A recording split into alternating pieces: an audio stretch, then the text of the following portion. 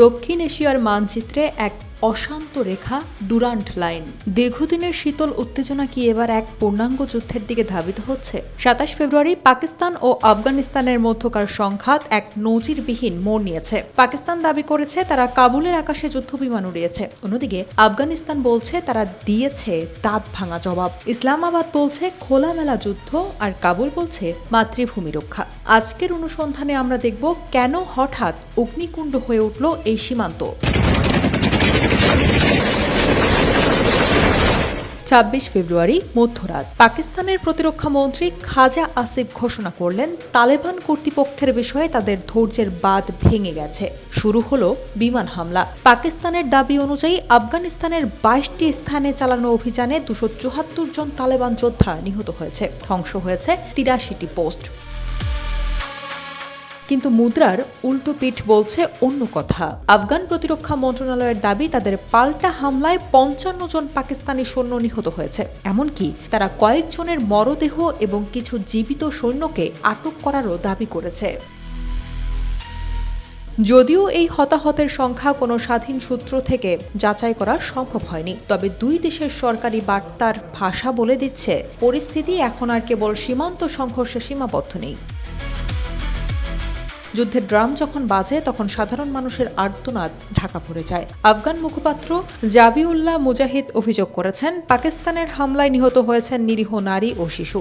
জালালাবাদে এক কৃষকের পুরো পরিবার আর পাকতিকায় একটি মাদ্রাসার শিশুরা এই সংঘাতের শিকার।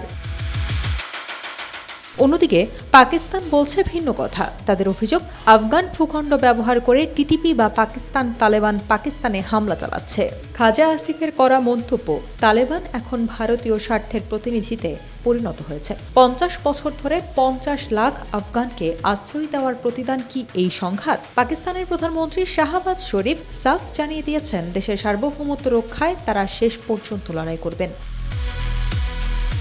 কেন এই হঠাৎ বিস্ফোরণ? বিশ্লেষকরা বলছেন এর বীজ বোনা হয়েছিল গত বছরের অক্টোবরে, যখন এক সংঘর্ষে ৭০ জন প্রাণ হারিয়েছিলেন। ২৬১১ কিলোমিটার দীর্ঘ এই সীমান্তে উত্তেজনা নতুন কিছু নয়। ওয়াশিংটনের স্টিমসন সেন্টারের এলিজাবেথ থ্রেলকেল্ড মনে করেন পাকিস্তানের এই আক্রমণাত্মক কৌশল আসলে তাদের অভ্যন্তরীণ নিরাপত্তা সংকটেরই বহিঃপ্রকাশ। আফগানিস্তানের সাবেক প্রেসিডেন্ট হামিদ কারজাই সরাসরি আঙ্গুল তুলেছেন পাকিস্তানের নীতির দিকে। তার মতে নিজের দেশের সন্ত্রাসবাদ সমস্যার সমাধান আফগানিস্তানের বোমা মেরে হবে না, অথচ পরিস্থিতি এমন যে আফগানিস্তানও এখন ড্রোন ব্যবহার করে পাকিস্তানের ভেতরে সামরিক লক্ষ্যবস্তুতে আঘাত হানার দাবি করছে, যদিও পাকিস্তান বলছে তারা সেসব ড্রোন ভূপাতিত করেছে। মধ্যস্থতায় নেমেছে রাশিয়া, চীন, তুরস্ক ও সৌদি আরব, এমনকি প্রতিবেশী ইরানও সাহায্যের হাত বাড়িয়েছে। সাবেক মার্কিন দূত জালোমে খলিলজাদ একটি তৃতীয় পক্ষের মাধ্যমে তদারকি করা চুক্তির প্রস্তাব দিয়েছেন। কিন্তু প্রশ্ন হলো, কাবুল আর ইসলামাবাদ কি সেই টেবিলে বসবে, নাকি ডুরান্ট লাইনের দুই পাশে কেবল লাশের মিছিলই দীর্ঘ হবে? সীমান্তে এখন উঠছে নজরদারি ড্রোন, বারুদের গন্ধে ভারী হয়ে আছে বাতাস। দক্ষিণ এশিয়া কি আরও একটি দীর্ঘস্থায়ী যুদ্ধের দোরগোড়ায়? উত্তরটা হয়তো লুকিয়ে আছে আগামী কয়েকদিনের কূটনৈতিক তৎপরতায়।